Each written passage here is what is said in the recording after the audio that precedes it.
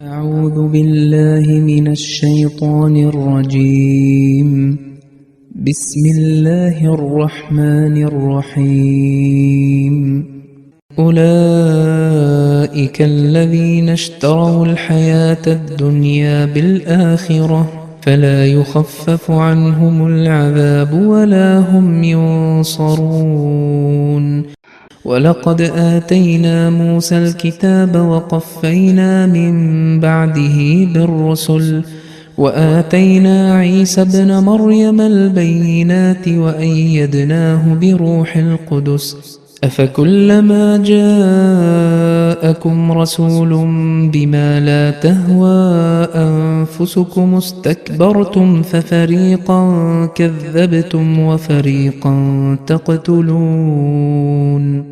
സൂറ അൽ ബഖറയിലെ 87-88 ആയത്തുകളുടെ അർത്ഥം: പരലോകത്തിന് പകരം ഐഹിക ജീവിതത്തെ ക്രയം ചെയ്തിട്ടുള്ളവരാണവർ.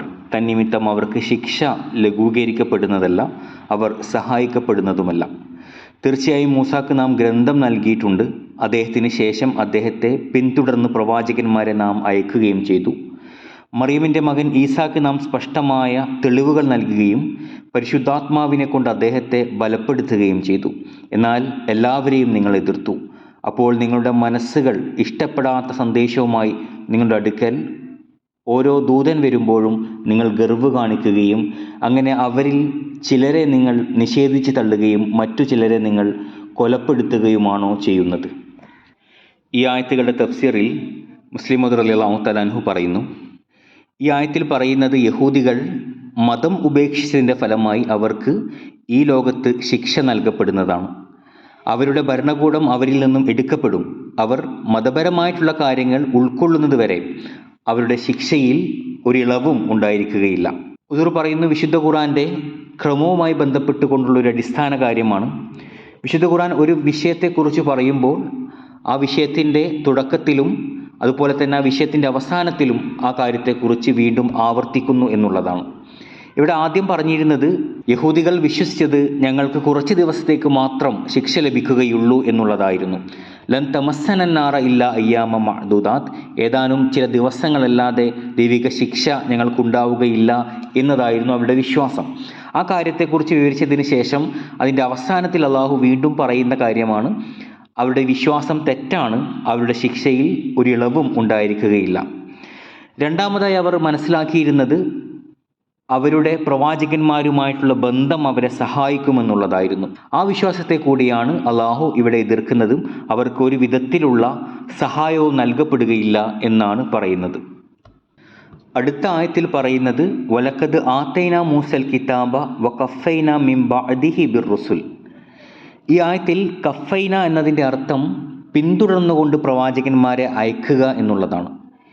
ഈ പദം ഇവിടെ ഉപയോഗിക്കാനുള്ള കാരണം മൂസാ നബി അലൈഹി സ്വലാത്തു വസ്സലാമയ്ക്ക് ശേഷം വന്ന പ്രവാചകന്മാരെല്ലാം ശരീഅത്തില്ലാതെ വന്ന പ്രവാചകന്മാരാണ് എന്ന് മാത്രമല്ല അവർ മൂസാ നബി അലൈഹി സ്വലാത്തു വസ്സലാമയെ പിൻപറ്റിക്കൊണ്ടുവന്ന പ്രവാചകന്മാരാണ് എന്ന് സൂചിപ്പിക്കുന്നതിന് വേണ്ടിയിട്ടാണ്. മസീഹ് മൗഊദ് അലൈഹി സ്വലാത്തു വസ്സലാം ഷഹാദത്തുൽ ഖുർആൻ എന്നുള്ള ഗ്രന്ഥത്തിൽ മൂസാ നബി അലൈഹി സ്വലാത്തു വസ്സലാമയ്ക്ക് ശേഷം വന്ന പ്രവാചകന്മാരെല്ലാം തൗറാത്തിൻ്റെ കൽപ്പനകൾ അനുസരിച്ചുകൊണ്ട് ആ അധ്യാപനത്തെ ലോകത്ത് സ്ഥാപിക്കാൻ വേണ്ടി വന്നവരാണ് എന്ന് പറഞ്ഞിട്ടുണ്ട്. ചില മുഫസ്സിരീങ്ങൾ പറയുന്നത് എല്ലാ റസൂലും പുതിയ ശരീഅത്തുമായി വരുന്നവരാണ് എന്നുള്ളതാണ്. എന്നാൽ അള്ളാഹു ഇവിടെ വ്യക്തമാക്കുന്നത് മൂസാ നബി അലൈഹി സ്വലാത്തു വസ്സലാമയ്ക്ക് ശേഷം നബി സല്ലല്ലാഹു അലൈഹി വസല്ലം തിരുമേനിക്ക് മുമ്പ് വരെ വന്ന എല്ലാ പ്രവാചകന്മാരും മൂസാ നബിയുടെ ശരീഅത്തിനെ പിൻപറ്റിക്കൊണ്ടുവന്ന പ്രവാചകന്മാരാണ്. ബഹ്റുൽ മുഹീത്ത് പോലെയുള്ള തഫ്സീർ ഗ്രന്ഥങ്ങളിലും നമുക്ക് ഈ കാര്യം കാണാൻ സാധിക്കും. ഈ ആയത്തിൽ വആതൈനാ ഈസ ഇബ്നു മറിയമൽ ബയ്യിനാത്തി വഅയ്യദ്നാഹു ബിറൂഹിൽ ഖുദുസ്, ബയ്യിനാത്ത് മുഖേനയും റൂഹുൽ ഖുദുസ് മുഖേനയും അള്ളാഹു ഈസാ നബി അലൈഹി സ്വലാത്തു വസ്സലാമിനെ സഹായിച്ചു എന്നാണ് പറയുന്നത്. ഇവിടെ ഈ പറയപ്പെട്ട രണ്ട് കാര്യങ്ങളും ഈസാ നബി അലൈഹി സ്വലാത്തു വസ്സലാമിന് മാത്രം നൽകപ്പെട്ട ഒരു കാര്യമല്ല. അതുകൊണ്ട് തന്നെ ഈ കാര്യം മറ്റുള്ള പ്രവാചകന്മാർക്കുമേൽ ഈസാ നബിയുടെ ശ്രേഷ്ഠത വർദ്ധിപ്പിക്കുന്ന ഒരു കാര്യമല്ല. മൂസാ നബി അലൈഹി സ്വലാത്തു വസ്സലാമിനെ കുറിച്ചും അള്ളാഹു ഇതേ രീതിയിലുള്ള കാര്യങ്ങൾ വിശുദ്ധ ഖുർആനിൽ പറയുന്നുണ്ട്. വലഖദ് ജാഅക്കും മൂസ ബിൽ ബയ്യിനാത്ത്, മൂസാ നബിക്ക് അള്ളാഹു വ്യക്തമായ ദൃഷ്ടാന്തങ്ങൾ നൽകി എന്ന് പറയുന്നു. അതുകൊണ്ട് തന്നെ ഇവിടെ ഈസാ നബി അലൈഹി സ്വലാത്തു വസ്സലാമിന് മാത്രം അവകാശപ്പെട്ട ഒരു ശ്രേഷ്ഠതയല്ല അദ്ദേഹത്തിന് ബയ്യിനാത്ത് നൽകി, അതല്ലെങ്കിൽ റൂഹുൽ ഖുദുസ് മുഖേന അദ്ദേഹത്തെ സഹായിച്ചു എന്നുള്ളത്. നബി സല്ലല്ലാഹു അലൈഹി വസല്ലം തിരുമേനിയെക്കുറിച്ചും അള്ളാഹു പറയുന്നുണ്ട്, വലഖദ് അൻസൽനാ ഇലൈക ആയാത്തിൻ ബയ്യിനാത്ത്. വിശുദ്ധ ഖുർആനിലെ പല ആയത്തുകളിൽ നിന്നും മനസ്സിലാക്കാൻ സാധിക്കുന്നതും ലോകത്ത് വന്ന പ്രവാചകന്മാർക്കെല്ലാം അള്ളാഹു ബയ്യിനാത്ത് അഥവാ വ്യക്തമായിട്ടുള്ള ദൃഷ്ടാന്തങ്ങൾ നൽകിയിട്ടുണ്ട് എന്നുള്ളതാണ്. അതുകൊണ്ട് തന്നെ ഈ ആയത്തിൽ ഈസാ നബി അലൈഹി സ്വലാത്തു വസ്സലാമിനെ കുറിച്ച് പ്രതിപാദിച്ചത് അദ്ദേഹത്തിന് മാത്രം ഏതെങ്കിലും ശ്രേഷ്ഠതയുണ്ട് എന്ന കാര്യം സൂചിപ്പിക്കുന്നതിന് വേണ്ടിയിട്ടല്ല, മറ്റുള്ള എല്ലാ പ്രവാചകന്മാർക്കും നൽകിയതുപോലെ തന്നെയുള്ള ദൃഷ്ടാന്തങ്ങൾ അദ്ദേഹത്തിനും നൽകിയിട്ടുണ്ട് എന്ന് യഹൂദികളെ അറിയിക്കുന്നതിന് വേണ്ടിയിട്ടാണ്. അതുപോലെ തന്നെ റൂഹുൽ ഖുദുസ് എന്ന് പറഞ്ഞിട്ടുള്ളതും മറ്റുള്ള പ്രവാചകന്മാർക്ക് അള്ളാഹു വെളിപാടിറക്കിയതുപോലെ ഈസാ നബി അലൈഹി സ്വലാത്തു വസ്സലാമിനും ഇറക്കിയിട്ടുണ്ട് എന്ന് പറയുന്നതിന് വേണ്ടിയിട്ടാണ്. അതല്ലാതെ മറ്റുള്ള പ്രവാചകന്മാർക്കുമേൽ ഈസാ നബി അലൈഹി സ്വലാത്തു വസ്സലാമിൻ്റെ ശ്രേഷ്ഠത കാണിക്കുന്നതിന് വേണ്ടിയിട്ടല്ല. റൂഹുൽ ഖുദുസ് എന്നതിൻ്റെ ഒരർത്ഥം മലക്കുകൾ എന്നുള്ളതാണ്. മലക്കുകൾ മുഖേന അള്ളാഹുവിൻ്റെ പ്രവാചകന്മാർക്ക് അള്ളാഹു സഹായങ്ങൾ എത്തിക്കുന്നു. സൂറ മാഇദയിൽ അള്ളാഹു പറയുന്നു, വൈദ് ഔഹൈന ഇലൽ ഹവാരിയീന അൻ ആമിനു ബി വബി റസൂലി.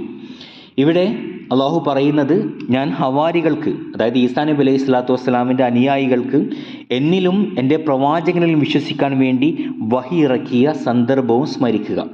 ഈ രീതിയിൽ മലക്കുകൾ മുഖേന സഹായം പ്രവാചകന്മാർക്ക് മാത്രമല്ല, മറിച്ച് ഉന്നതരായിട്ടുള്ള അനുചരന്മാർക്കും വിശ്വാസികൾക്കും അള്ളാഹു നൽകിയിട്ടുണ്ട്. നബി സല്ലല്ലാഹു അലൈഹി വസല്ലം തിരുമേനിയുടെ സഹാബാക്കളെ കുറിച്ചും അള്ളാഹു പറയുന്നത്, ഉലായിക കതബ ഫീ ഖുലൂബിഹിമുൽ ഈമാനു വ അയ്യദഹും ബിറൂഹിൻ മിൻഹു. അതായത് അവരുടെ ഹൃദയങ്ങളിൽ ദൈവവിശ്വാസം അടിയുറച്ചിരിക്കുന്നു, റൂഹുൽ ഖുദുസ് മുഖേന നാം അവരെ സഹായിച്ചു. ഇനി വിശുദ്ധ ഖുർആന്റെ ആയത്തുകളല്ലാതെ നബി സല്ലല്ലാഹു അലൈഹി വസല്ലം തിരുമേനിയുടെ ഹദീസുകളിലും പ്രവാചകന്മാർക്കും പ്രവാചകന്മാരല്ലാത്തവർക്കും റൂഹുൽ ഖുദൂസ് മുഖേന അള്ളാഹു സഹായിച്ചിട്ടുണ്ട് എന്ന് പറയുന്നതിനുള്ള തെളിവുകൾ നമുക്ക് കാണാൻ സാധിക്കും. നബി സല്ലല്ലാഹു അലൈഹി വസല്ലം തിരുമേനിയുടെ കാലഘട്ടത്തിൽ ശത്രുക്കൾ നബി സല്ലല്ലാഹു അലൈഹി വസല്ലം തിരുമേനിയെക്കുറിച്ചും ഉമ്മഹാത്തുൽ മുഅ്മിനീങ്ങളെക്കുറിച്ചും വളരെ മോശമായിട്ടുള്ള കവിതകൾ എഴുതുമായിരുന്നു, അത് ചൊല്ലാറുണ്ടായിരുന്നു. ദീർഘകാലം വരെ നബി സല്ലല്ലാഹു അലൈഹി വസല്ലം തിരുമേനിയും സഹാബാക്കളും അത് ക്ഷമയോടുകൂടി നേരിട്ടു. എന്നാൽ അതൊരു പരിധി വിട്ട സമയത്ത് സഹാബാക്കൾ ഹദരത്ത് അസ്സാൻ റളിയല്ലാഹു തആല അൻഹുവിനോട് ആ കവിതകൾക്ക് മറുപടി എഴുതാൻ വേണ്ടി പറഞ്ഞു. നബി സല്ലല്ലാഹു അലൈഹി വസല്ലം തിരുമേനിയോട് അതിനുള്ള അനുവാദം ചോദിച്ചു. പ്രവാചകൻ സല്ലല്ലാഹു അലൈഹി വസല്ലം അനുവാദം നൽകുകയും അതോടൊപ്പം തന്നെ ഇപ്രകാരം ദുആ ചെയ്യുകയും ചെയ്തു, ഉഹ്ജ് ഖുറൈശൻ വ റൂഹുൽ ഖുദുസി മഅക. ഹസ്സാൻ, റൂഹുൽ ഖുദുസിന്റെ സഹായം താങ്കൾക്കൊപ്പമുണ്ട് എന്ന് പറഞ്ഞു. ഇതിൽ നിന്നും മനസ്സിലാകുന്നത് ഈസാ നബി അലൈഹി സ്വലാത്തു വസ്സലാമിന് റൂഹുൽ ഖുദുസ് മുഖേന സഹായം ലഭിച്ചു എന്ന് പറയുന്നത് അദ്ദേഹത്തിന് ഏതെങ്കിലും ശ്രേഷ്ഠത കാണിക്കുന്നതിന് വേണ്ടിയിട്ടല്ല, പ്രവാചകന്മാർക്കും പ്രവാചകന്മാരല്ലാത്തവർക്കും ഇത്തരത്തിലുള്ള റൂഹുൽ ഖുദുസ് മുഖേനയുള്ള സഹായങ്ങൾ ലഭിച്ചിട്ടുണ്ട്. ചില ക്രൈസ്തവർ ഇക്കാര്യങ്ങൾ എടുത്തുദ്ധരിച്ചുകൊണ്ട് മറ്റുള്ള പ്രവാചകന്മാർക്കെല്ലാം മുകളിലുള്ളൊരു ശ്രേഷ്ഠത ഈസാ നബി അലൈഹി സ്വലാത്തു വസ്സലാമിന് ഉണ്ട് എന്ന് വാദിക്കാറുണ്ട്. എന്നാൽ ഈ രണ്ട് കാര്യങ്ങളും, റൂഹുൽ ഖുദുസ് മുഖേനയുള്ള സഹായവും ബയ്യിനാത്ത് വ്യക്തമായിട്ടുള്ള ദൃഷ്ടാന്തങ്ങളും, ഇതെല്ലാ പ്രവാചകന്മാർക്കും നൽകപ്പെട്ടിട്ടുള്ളത് തന്നെയാണ്. വാഖിറു ദഅ്വാനാ അനിൽ ഹംദുലില്ലാഹി റബ്ബിൽ ആലമീൻ.